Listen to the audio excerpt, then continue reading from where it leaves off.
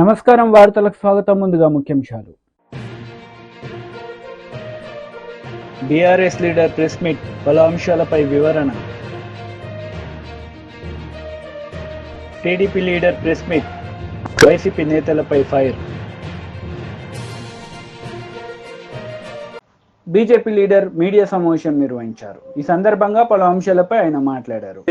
మంత్రులు కానీ స్పందించకుండా ఇవాళ ప్రాణాపాయ స్థితిలో, అంటే ఆ స్థితిలో అంటే మనం చెప్పుకోకూడదు, ఆయన ఆరోగ్యం క్షీణించి ఇవాళ ఏమవుతుందా అనేటువంటి ఆలోచనతోటి ఇవాళ అక్కడ నిరుద్యోగ యువకులందరూ ఏమవుతుందో పరిస్థితి అని చెప్పేసి బాధపడుకుంటూ గాంధీ హాస్పిటల్ చుట్టూ ఉన్నటువంటి పరిస్థితి మనకు కనపడతా ఉంది. నువ్వు నిరుద్యోగుల దగ్గరికి పోయేసి చిక్కడిపల్లిలో కావచ్చు, లేకపోతే ఇంకొక అశోక్ నగర్లో వాళ్ళు ఉండే కోచింగ్ సెంటర్లకు పోయి మోకాళ్ళ మీద నిలబడి ఓట్లు అడుక్కున్నవే, ఇప్పుడు ఆ నిరుద్యోగుల్ని కనబడతలేరా? మోతీలాల్ నాయక్ కనబడతలేడా? మోతీలాల్ నాయక్ని మీరు అధికారులు కానీ, లేకపోతే ముఖ్యమంత్రి, లేకపోతే మంత్రులు బట్టి విక్రమార్క అసెంబ్లీ సాక్షిగా చెప్పినావు, నువ్వన్నా వెళ్ళి అతని ప్రాణాలను రక్షించాలి అని చెప్పేసి మేము భారతీయ జనతా పార్టీగా యువమోర్చాగా డిమాండ్ చేస్తూ ఉన్నాం. మేము మోతీలాల్ నాయక్ని మేము కూడా ఉద్యమం చేద్దాం, అందరం కలిపి మీరు దీక్ష విరమించండి అని చెప్పేసి అతన్ని మేము రిక్వెస్ట్ చేస్తే, అన్న నా ప్రాణానికంటే ఎక్కువ 30 లక్షల మందికి ఉపయోగపడతా, కాబట్టి నేను ప్రభుత్వం దిగొచ్చేంత వరకు కూడా నేను చేయనని చెప్పేసి భీష్మించుకున్నటువంటి పరిస్థితి ఇవాళ కనపడతా ఉంది. అంటే అధికారులకు ఇవాళ ఏ రకమైనటువంటి, ప్రభుత్వానికి ఏ రకమైనటువంటి నిరుద్యోగుల సమస్యల మీద చిత్తశుద్ధి లేదనేది ఇంతకంటే వేరే నిదర్శనంగా ఉండదని చెప్పేసి ఈ సందర్భంగా చెప్తా ఉన్నాం. కాబట్టి మేము మోతీలాల్ నాయక్ని మీడియా ద్వారా కూడా రిక్వెస్ట్ చేస్తూ ఉన్నాం, మీరు దీక్ష విరమించుకోండి.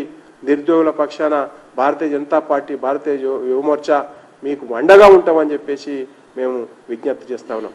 రేవంత్ రెడ్డి సర్కార్ మెడలు ఉంచైనా సరే మనం నిరుద్యోగ యువకులకు మేలు చేసి మనం ఖచ్చితంగా మనం కోరికలు సాధించుకుందామని చెప్పేసి మనం కోరుతా ఉన్నాం.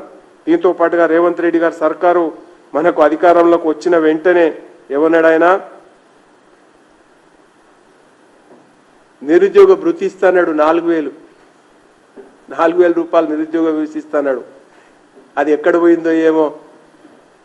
ఆయన ఆ భృతి ఆయన అసలు రేవంత్ రెడ్డి ఎందుకు మాట్లాడిండో, ఏం మాట్లాడిండో, మాట్లాడిండో సోయలేక మాట్లాడిండో తెలుస్తలేదు, కానీ ఆ భృతి గురించి ఆలోచన చేసినటువంటి పరిస్థితి లేదు, కనీసం కమిటీ వేసినటువంటి పరిస్థితి లేదు, వ్యయ ప్రయాసాలు ఎంత అయితే అనేటువంటి అడిగినటువంటి పరిస్థితి లేదు. ఏదో నోటుకు వచ్చినట్టు మాట్లాడేసి ఎన్నికలలో విజయం సాధించాలనేటువంటి ఒకే ఒక ఉద్దేశం తప్ప మరొకటి కాదని చెప్పేసి ఈ సందర్భం గుర్తు చేస్తూ ఉన్నాం. ఇంకొక డిమాండ్ చెప్పిండు ఆయన, యువతకు అసలు ఇదే లేదరా నాయన అంటే ఇంకా గొప్పగా చెప్పి ఇంకా మాయ మాటలు చెప్పేసే ప్రయత్నం చేసిండు. ఇవాళ 10 లక్షల రూపాయలు నిరుద్యోగ యువకులకు వడ్డీ లేని రుణం ఇస్తున్నాడు. వడ్డీ లేని రుణం 10 లక్షల రూపాయలు ఇస్తున్నాడు ఒక్కొక్క యువకునికి. అసలు నువ్వు ఏం మనిషివి? మీ ప్రభుత్వమా, లేకపోతే మీరు చెప్పింది నోరా, మీది తాటిమట్ట, మీరు మనుషులేనా? కాంగ్రెస్ పార్టీకి అసలు ఏమన్నా చెప్పడానికి చేయడానికి ఏమన్నా పొంతన ఉందా? ఎందుకు చెప్పిండ్రు? ఎందుకు చేస్తలేరు? ఎవరిని ఎందుకు మోసం చేస్తారు? ఇవన్నిటి విషయాలలో మేము సీరియస్గా భారతీయ జనతా పార్టీ సీరియస్గా కొట్లాడడానికి సిద్ధమైంది. కాబట్టి మోతీలాల్ నాయక్కు అండగా ఉంటాం, నిరుద్యోగ యువకులకు అండగా ఉంటాం. ఇవాళనే ఒక పత్రికలో ఒక పతాక శీర్షిన వార్తలు వచ్చింది, కనీసం హాస్టల్స్లో university hostels, PG hostels, research scholars హాస్టల్స్లో కనీస సదుపాయాలు లేకుండా ఇవాళ మీ ప్రభుత్వం నడుపుతా ఉంది. చిన్న పనులు, చిన్న టాయిలెట్స్, అట్లీస్ట్ టాయిలెట్స్ మంచి. బీఆర్ఎస్ లీడర్ మీడియా సమావేశం నిర్వహించారు. ఈ సందర్భంగా పలు అంశాలపై ఆయన మాట్లాడారు. వచ్చిన ప్రభుత్వం ఇది కూడా వాళ్ళ ఖాతాలోనే వేసుకోవడం, ఒకవైపు ఫాక్స్కాన్, ఇంకోవైపు సీతారామ ప్రాజెక్ట్, ఇంకోవైపు రాహుల్ గాంధీ గారిని లీడర్ ఆఫ్ ఆపోజిషన్ చేసినామని చెప్పుకోవడం. నిన్న ఈ స్మార్ట్ సిటీస్, కేంద్ర ప్రభుత్వం స్మార్ట్ సిటీస్ ఎక్స్టెన్షన్ చేపట్టాలని అన్ని రాష్ట్రాలకు రాస్తూ వాళ్ళు ఒక నిర్ణయం తీసుకున్నారు. ఇది కూడా రేవంత్ రెడ్డి గారే చేపించారు అని వాళ్ళ కాంగ్రెస్ నాయకులు మాట్లాడడం. ఇక ప్రధానంగా ఈ రెండు సబ్జెక్టులు ఆల్రెడీ పాలాభిషేకాలు మొదలు పెట్టుకున్నారు. కంటోన్మెంట్ మర్జర్ విషయంలో రేవంత్ రెడ్డి గారే నరేంద్ర మోదీ గారిని ఒప్పించి కంటోన్మెంటు రాష్ట్ర ప్రభుత్వం మున్సిపాలిటీలో మర్జ్ అయ్యే విషయంగా వాటిని విలీనం చేసే నిర్ణయం కూడా రేవంత్ రెడ్డి గారే తీసుకున్నారని. ఇది 4 జనవరి 2023 కేసీఆర్ గారి ప్రభుత్వంలో కంటోన్మెంట్ బోర్డు విలీనం కోసం వేసిన కమిటీలో 8 సభ్యులతోని చేసిన కమిటీలో అందులో గత ప్రభుత్వం కేసీఆర్ గారి ప్రభుత్వంలో MAUD శాఖ సెక్రటరీని అంటే కేటీఆర్ గారు మంత్రిగా ఉన్నప్పుడు ఆ శాఖకు సంబంధించిన కార్యదర్శిని కూడా ఈ కమిటీలో వేశారు. ఇందులో చాలా స్పష్టంగా ఉన్నది 23 మే 2022లోనే అప్పటి ముఖ్యమంత్రి కేసీఆర్ గారు కంటోన్మెంట్ బోర్డును రాష్ట్ర ప్రభుత్వంలో విలీనం చేయాలి అని సూత్రప్రాయంగా ఒప్పుకున్నట్టు కేంద్ర ప్రభుత్వానికి రాసించినట్టు ఈ లేఖలో ఉన్నది. కానీ రేవంత్ రెడ్డి గారు కాంగ్రెస్ ఖాతాలకు వేసుకుంటున్నది. పాలాభిషేకాలు మొత్తం మేమే చేసుకుని వచ్చినాం. విచిత్రం ఏంటంటే దేశవ్యాప్తంగా తీసుకున్న నిర్ణయం అది. దేశవ్యాప్తంగా మొన్న 28 జూన్ నాడు కేంద్ర ప్రభుత్వం అన్ని కంటోన్మెంట్ బోర్డ్స్ను విలీనం చేయాలి అనేది వాళ్ళు తీసుకున్న ఆలోచన. దానికోసం రాష్ట్ర ప్రభుత్వాలను అడిగితే దానికోసం ఒకసారి కాదు 2 సార్లు కాదు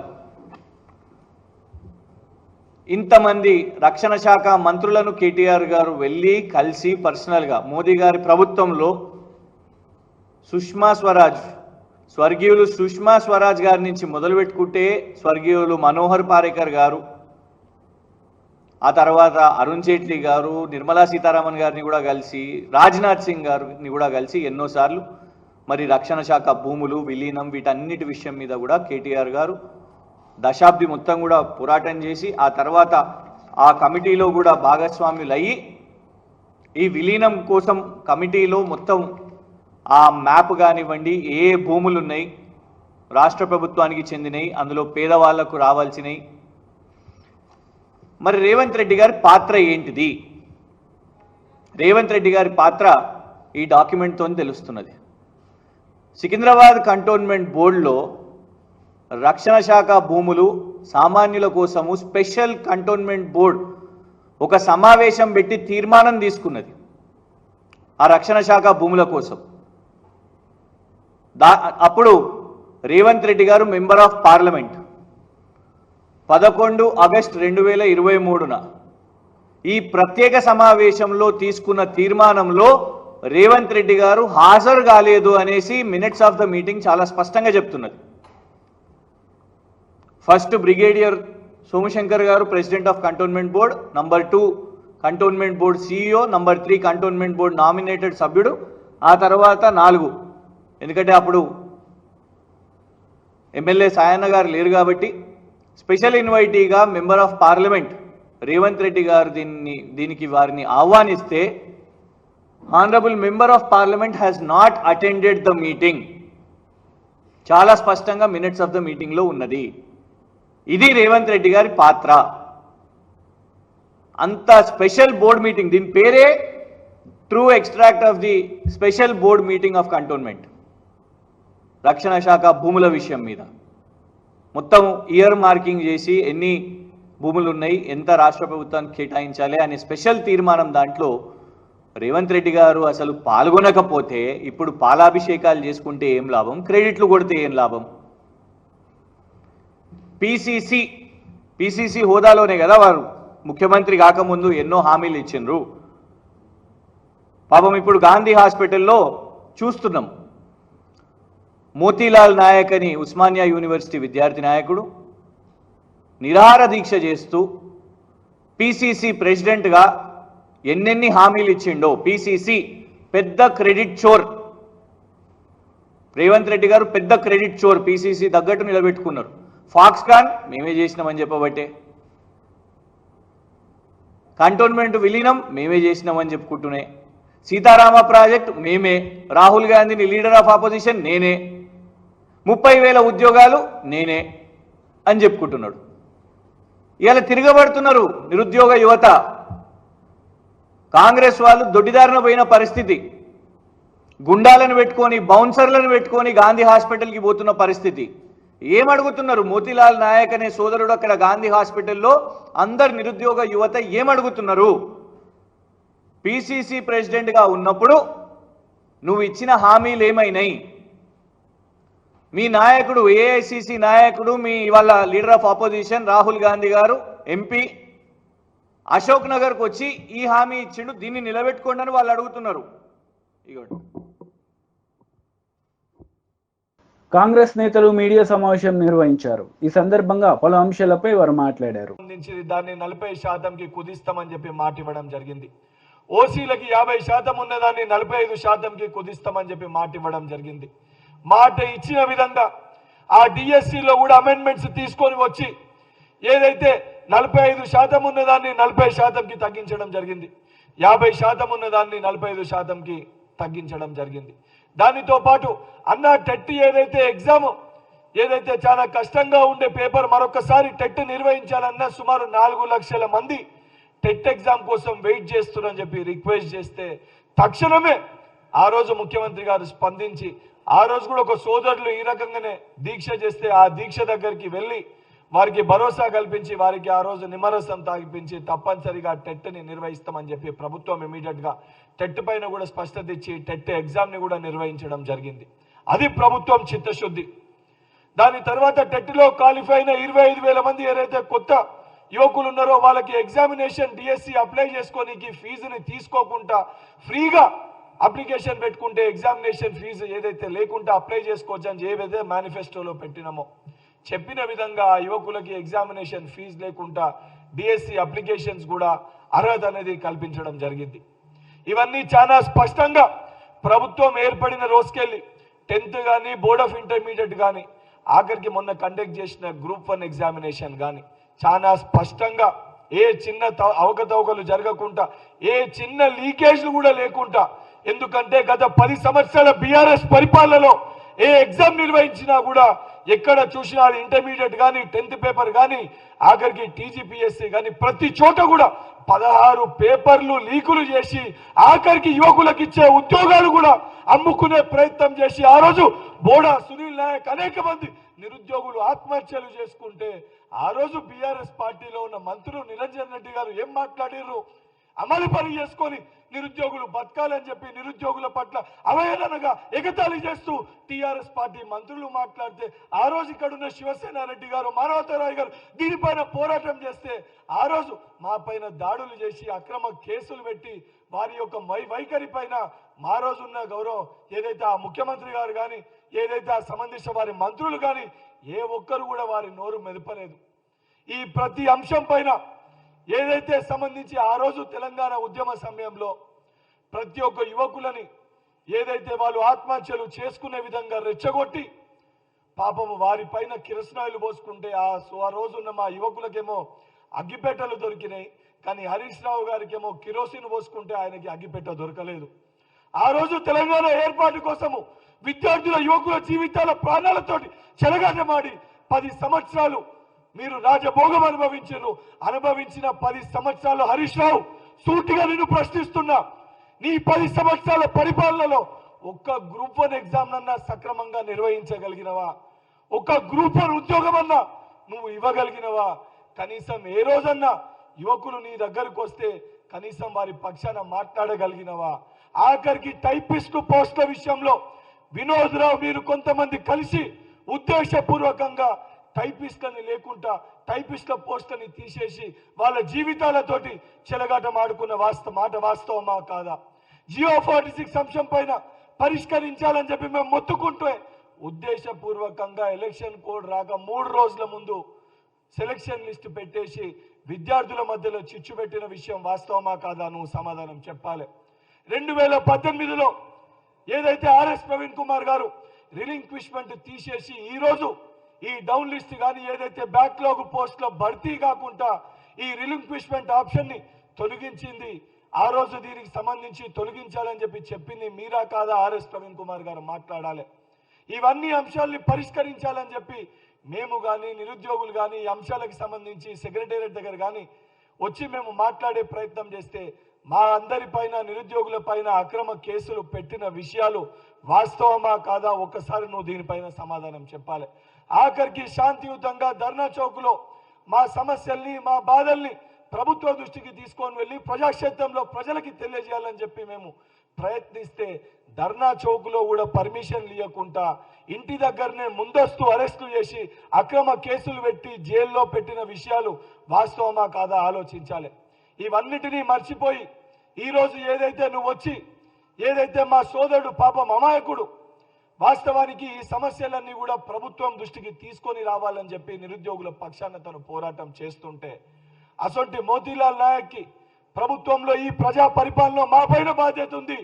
ఈ రోజు ఏదైతే నిరుద్యోగుల పక్షాన కాంగ్రెస్ ప్రభుత్వం ఉంది, ఒక్క నిరుద్యోగి కూడా తన ప్రాణాలకి ఎటువంటి నష్టం జరగొద్దని చెప్పి ఒక భరోసా కల్పించడానికి ఎమ్మెల్సీగా ఆ సంబంధించిన సోదరుని దగ్గరికి వెళ్ళి సమస్య తీవ్రతని తెలుసుకొని ముఖ్యమంత్రి గారి దృష్టికి సమస్యల్ని తీసుకొని వెళ్ళి మోతీలాల్ నాయక్ మా తమ్మునికి భరోసా కల్పించాలని చెప్పి ట్విట్టర్ వేదికగా గాంధీ హాస్పిటల్కి వస్తున్నాను అని చెప్పి గాంధీ హాస్పిటల్ రావడం జరిగింది తప్ప దొంగసాటుగా మేము వచ్చి దొంగసాటుగా వెళ్ళే ప్రయత్నం చేయలేదు.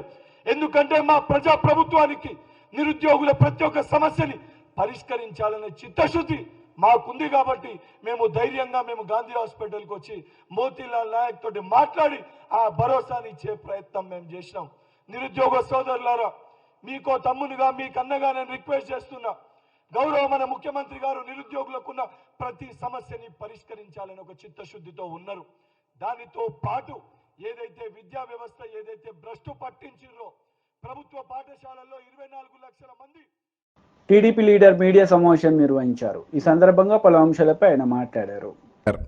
ఎవరు ఊహించలేదు 3,000 రూపాయల పెన్షన్ని 4,000 రూపాయలు ఒకటేసారి చేస్తూ ఆ 4,000 కూడా ఏప్రిల్ 1వ తారీఖు నుంచి పాత ఎరియర్స్ పాత బకాయిలు కలిపి ఈరోజు 7,000 రూపాయలు ఉదయం 6 గంటలకి ప్రతి ఇంటికి వెళ్ళి ఈరోజు పెన్షన్దారులకి ఆ యొక్క డబ్బుని 7,000 రూపాయలు అందించడమే కాకుండా వారి యొక్క మద్దతుని ఆశీస్సుల్ని తీసుకుంటూ ఒక పండగ వాతావరణంలో ఈరోజు గ్రామాలు కానీ పట్టణాలు కానీ అన్ని చోట్ల ఉంది. ఇది ఒకసారి మనం గమనించాల్సిన అంశం. ఆ రోజు జగన్మోహన్ రెడ్డి గారు అప్పటికే 2,000 రూపాయలున్న పెన్షన్ని 3,000 రూపాయలు చేస్తానని చెప్పి హామీ ఇచ్చి ఎన్నికలు అయిపోయిన తర్వాత అధికారంలోకి వచ్చాక నేను అలా చెప్పలేదు, పెన్షన్ 3,000 వరకు పెంచుకుంటూ పోతాను, ప్రతి సంవత్సరం 250 రూపాయలు చేస్తానని చెప్పి అందులో కూడా మోసం చేస్తూ 2 సంవత్సరాలకు ఒకసారి 250 రూపాయలు పెంచి లాస్ట్ 3 నెలల్లో 3,000 రూపాయలు చేసి ప్రజల్ని మభ్యపెట్టి మోసం చేసి మోసపూరిత హామీలతో ఆయన రాజకీయ పబ్బం గడపాలనుకున్నాడు. కానీ ఆయన పప్పులు ఉడకలేదు. ప్రజలు ఆయన చేసిన మోసాన్ని గమనించారు. అందుకే ఆయనకి 11 సీట్లతో బుద్ధి చెప్పారు.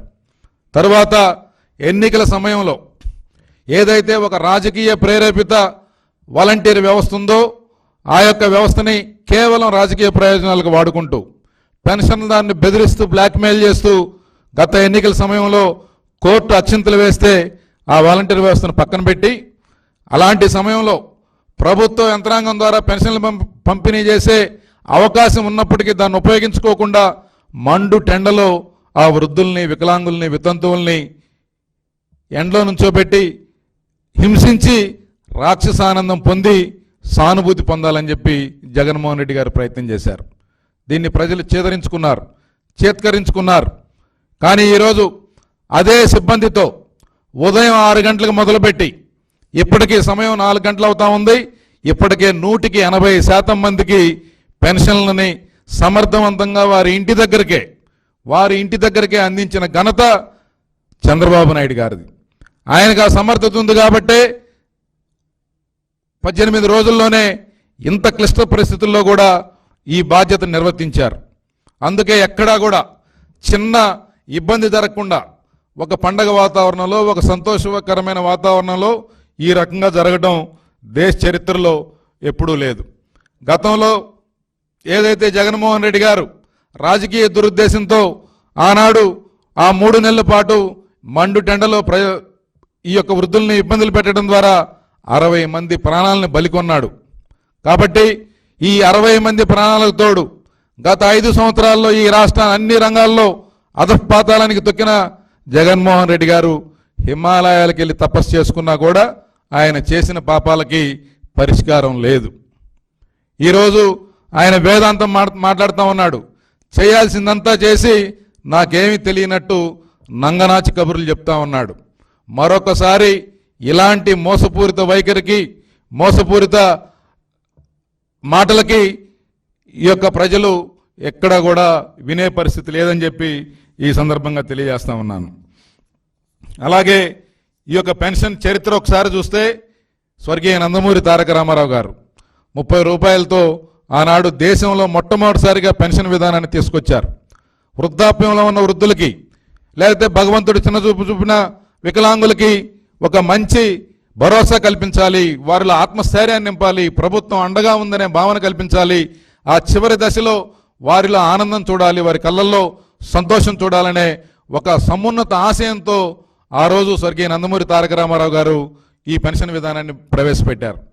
ఆయన దాని తర్వాత చంద్రబాబు నాయుడు గారు దాన్ని 75 రూపాయలకు చేస్తే, తర్వాత కాంగ్రెస్ పార్టీ 10 సంవత్సరాల కాలంలో 200 రూపాయలు చేసింది. ఆ 200 రూపాయల పెన్షన్ని 2014లో చంద్రబాబు నాయుడు గారు అధికారంలోకి వచ్చాక ఆనాడు రాష్ట్రం లోటు బడ్జెట్ ఉంది, 18,000 కోట్ల రూపాయల అప్పు ఉంది, ఎక్కడ రాజధాని లేని. YCP leader Pothina Mahesh media సమావేశం నిర్వహించారు. ఈ సందర్భంగా పలు అంశాలపై ఆయన మాట్లాడారు. వీళ్ళు ఎక్స్క్వేటర్లు తీసుకొచ్చి పేదోళ్ళు వాళ్ళు కష్టపడి వాళ్ళ జీవితాంతం సంపాదించి చిన్న చిన్న ఇల్లులు, చిన్న సింగిల్ బెడ్రూమ్ ఇల్లు, చిన్న ఇల్లులు కూడా అవన్నీ కూడా జేసీబీలతో కూల్చేయడము, వాళ్ళ ఆస్తులన్నీ కూడా ధ్వంసం చేయడము, ఎక్కడో ఫ్యాక్షన్ నియోజకవర్గాల్లో చేసినట్లు చెట్లు, మామిడి చెట్లు అన్నీ కూడా వందలాది మామిడి చెట్లు కాపుకొచ్చిన మామిడి చెట్లన్నీ కూడా నరికేయడము, ఈరోజు పొంగునూరు నియోజకవర్గంలో కానీ కోడూరు నియోజకవర్గంలో కానీ ఇవన్నీ కూడా ఒక మంచి సంస్కృతి కాదని చెప్పి కూడా నేను తెలియజేస్తా ఉన్నాను. రాజకీయంగా అంటే ఏదైనా రాజకీయాలు ఎలక్షన్లప్పుడు రాజకీయంగా కొట్లాడలే కానీ చిన్న చిన్న వాళ్ళపైన వచ్చి వాళ్ళ ఆస్తులపైన, ఈరోజు వాళ్ళ కుటుంబ సభ్యులపైన, వాళ్ళ వెహికల్స్ కానీ, లేకపోతే ఇంకా కూడా దారుణమైన విషయం ఏమంటే పొంగునూరు నియోజకవర్గంలో పేదవాళ్ళు ఆవులు మేపుకొని బతికే వాళ్ళు ఆవులు దొంగతనం చేసి తీసుకెళ్ళిపోవడము, కళ్యాణ మండపాలు కూల్చడము, ఈరోజు దారులు ఇవ్వకుండా అడ్డగించడం, ఇన్ని కూడా ఘోరంగా జరుగుతూ ఉన్నాయి. వీటన్నిటిని కూడా ఈరోజు పరామర్శించడానికి పోదామంటే కూడా ఈరోజు పోలీసులపైన ఒత్తిడి తీసుకొచ్చి హౌస్ అరెస్టు చేయడం జరిగింది.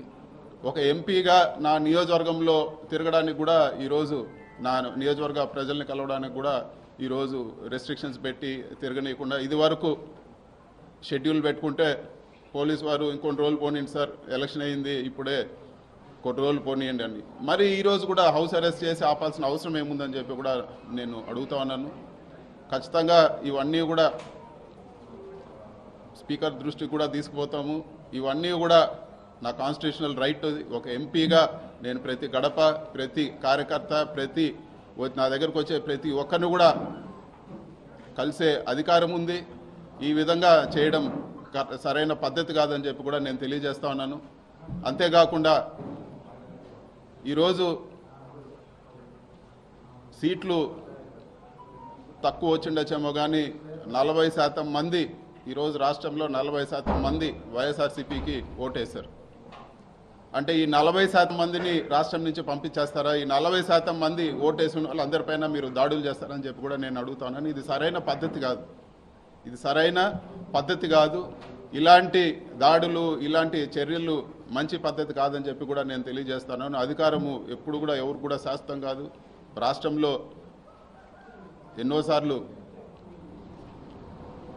పార్టీలు వచ్చినాయి పోయినాయి కానీ ఇలాంటి సంస్కృతి రాష్ట్ర వ్యాప్తంగా ఇది ఒక కొత్త ఒరవడికి తెరలేపారు. ఇది మంచి పద్ధతి కాదని చెప్పి కూడా నేను తెలియజేస్తున్నాను. ఖచ్చితంగా క్యాడర్కు, వైఎస్ఆర్సీపీ నాయకులు అందరూ కూడా చెప్పేది ఏమంటే ఖచ్చితంగా ఈ ప్రతి ఒక్క కార్యకర్తకు అండగా ఉంటాము. సాయశక్తుల ఏ ఇబ్బంది వచ్చినా కూడా ప్రతి ఒక్కరు కూడా అండగా ఉంటామని చెప్పి కూడా ఈరోజు మీడియా ముఖంగా నేను తెలియజేస్తున్నాను. ఈరోజు ప్రోగ్రామ్కి మీరు వెళ్ళడానికి లేదు, మిమ్మల్ని ఈరోజు ఇక్కడే హౌస్ అరెస్ట్ చేయాల్సి వస్తూ ఉంది.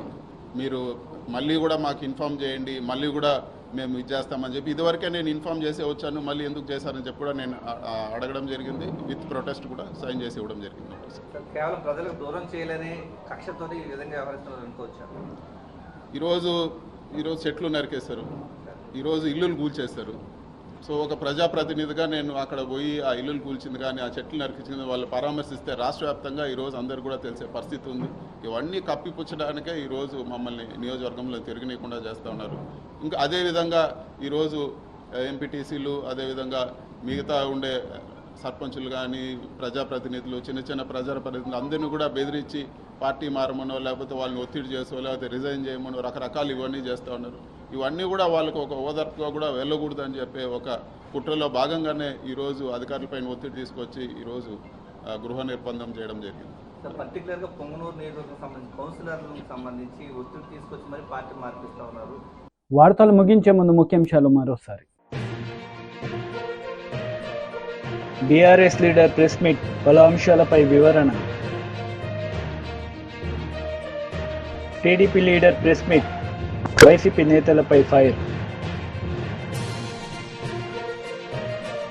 ఈ వార్తలు ఇంతటితో సమాప్తం. తిరిగి ప్రసారమయ్యే వార్తలు మళ్ళీ కలుద్దాం. అంతవరకు సెలవు. నమస్తే.